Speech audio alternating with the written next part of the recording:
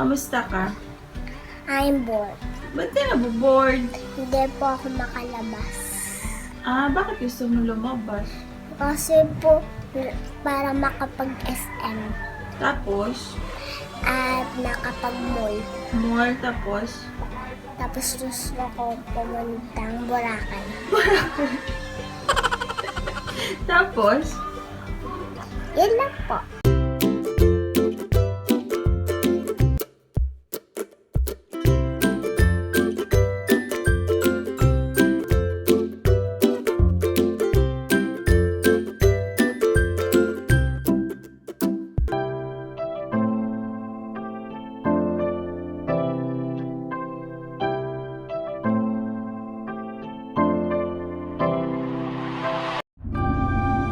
January 30, 2020, when the World Health Organization declared the COVID-19 outbreak a global health emergency.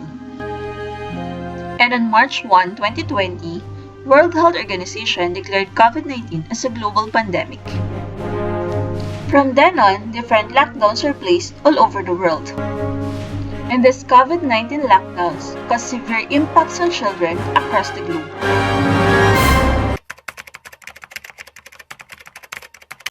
Hi Bunso! Hi po. Kamusta ka? I'm bored. Ba't ka naboboard? Hindi po ako makalabas. Bakit gusto mo lumabas? Kasi po, para makapag-SM Tapos, at nakapag-mall. mall, tapos, Tapos gusto ko pumuntang Boracay. tapos, gusto mo maglaro sa labas? Opo. Pandemic pa kasi. Okay. COVID-19 pandemic is a universal crisis. For some children, the impact will be lifelong. Schools are closed.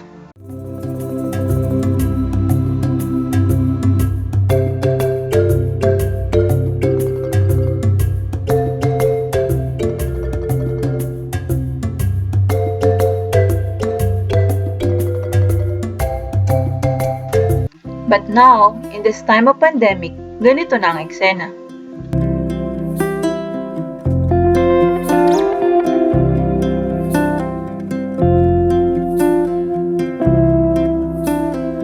Due to COVID-19 pandemic, children are restricted to enter the malls. Kung dati they are allowed to play inside the mall, ngayon hindi na pwede. Also, playground and parks are closed.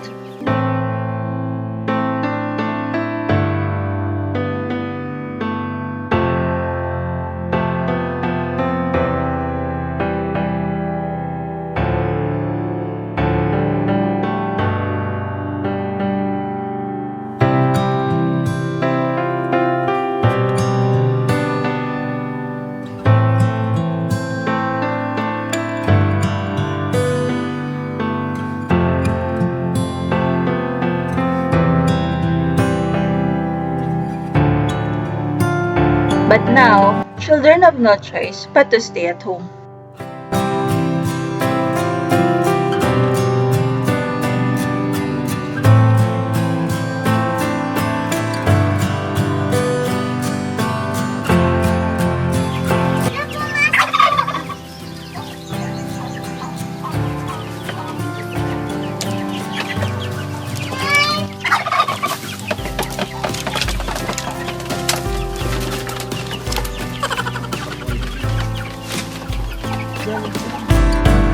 Yun nga lang, paano kung ayaw makipaglaro ng pet mo? Oh no! No worries mga ka-cozy. If you have an empty space or empty room in your house, you may convert it into a playroom or kindergarten area. But before we show you our makeover, please don't forget to subscribe and click the bell button.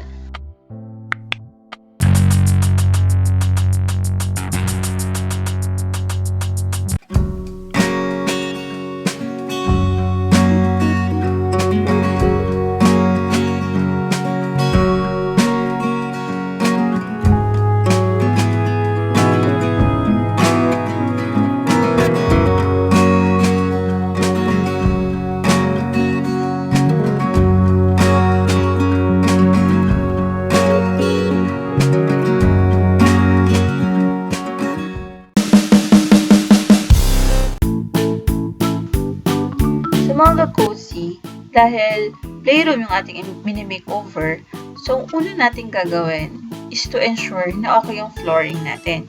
So we can install carpet, or kung wala namang carpet na available, pwede naman tayong bumili ng mat online na pwedeng yun na yun yung gamitin natin.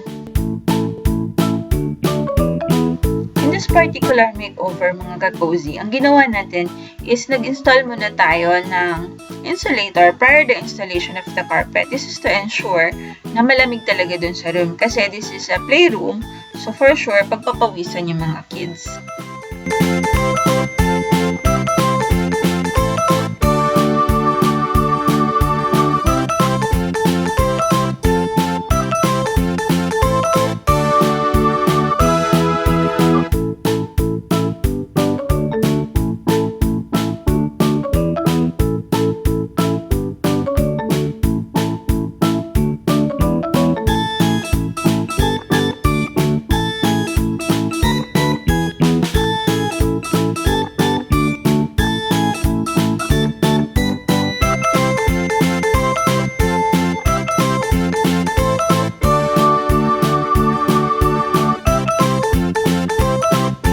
So mga ka-cozy, kung makikita nyo, sa ilalim ng carpet, nandun yung insulator.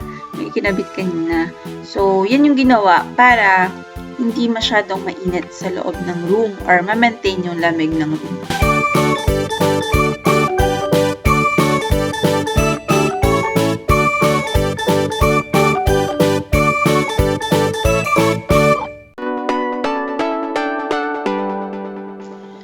So mga ka-cozy, it's time naman to decorate the room.